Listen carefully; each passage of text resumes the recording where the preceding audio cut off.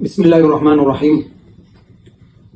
Post mortem کا شرعی حکم۔ پوسٹ مارٹم کے متعلق شرعی حکم کیا ہے؟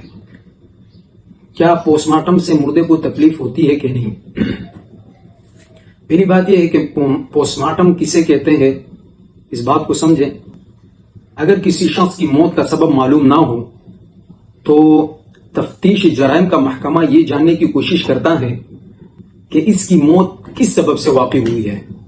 زہر کھانے سے ہوئی ہے، گلا گھونٹنے سے ہوا ہے، یا ڈوب کر ہوا ہے، یا کسی پوشیدہ سبب سے ہوا ہے۔ تو اس بات کو جاننے کے لیے یا کسی پوشیدہ سبب سے ہوا ہے تاکہ اس کے ذریعے سے ظالم کی شناخت کی جائے اور اس کو سزا دی جائے اور جرائم کی راہ مسدود کی جائے۔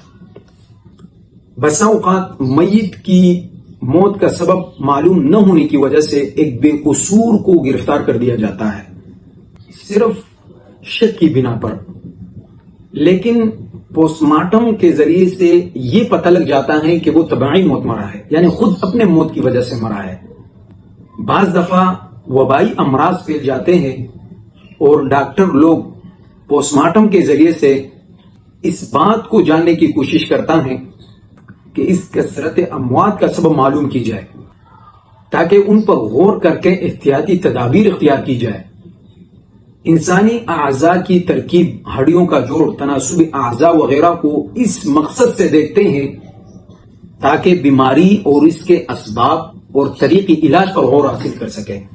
لیکن پوسٹ مارٹم کا یہ طریقہ قرآن کی آیات وَلَقَدْ كَرَّمْنَا بَنِي آدم اس کے بالکل صریح خلاف ہے، کیونکہ پوسٹ مارٹم کے اس میں جو مقاصد اور مصالح تحریر ہے اس میں سے کوئی ایک بھی واجب التحصیل نہیں ہے، یعنی ایک بھی حاصل نہیں ہوتا، سوائے اس کے کہ اس میں انسان کو ننگا کر دیا جاتا ہے جس میں حرام ہونا ظاہر ہے، اور اس کے علاوہ اس میں بہت سے مفاسد کا دروازہ کھل جاتا ہے، اور برسبیل یہ تسلیم بھی کر لیا جائے کہ پتہ لگ بھی جائے کہ اس کی موت زہر کھانے سے ہوئی ہے، تو جب تک ظالم یا مجرم کی تعین نہیں ہو سکتی تو اس وقت تک آپ اس کو سزا نہیں دے سکتے۔ اس لیے اس فعل کا ارتکاب شرعاً معتبر نہیں ہوگی، اور نہ شرعاً اس کی اجازت دیتی ہے اور نہ شرعاً اس کی اجازت ہوگی۔ اگر کوئی غیر مسلم کی نعش پر، جسم پر ایسا کرے یا کسی غیر اسلامی ملک میں ایسا کیا جائے تو یہ فعل حجت شرعاً نہیں ہوگی، اس لیے شرعاً اس کی اجازت نہیں ہوگی۔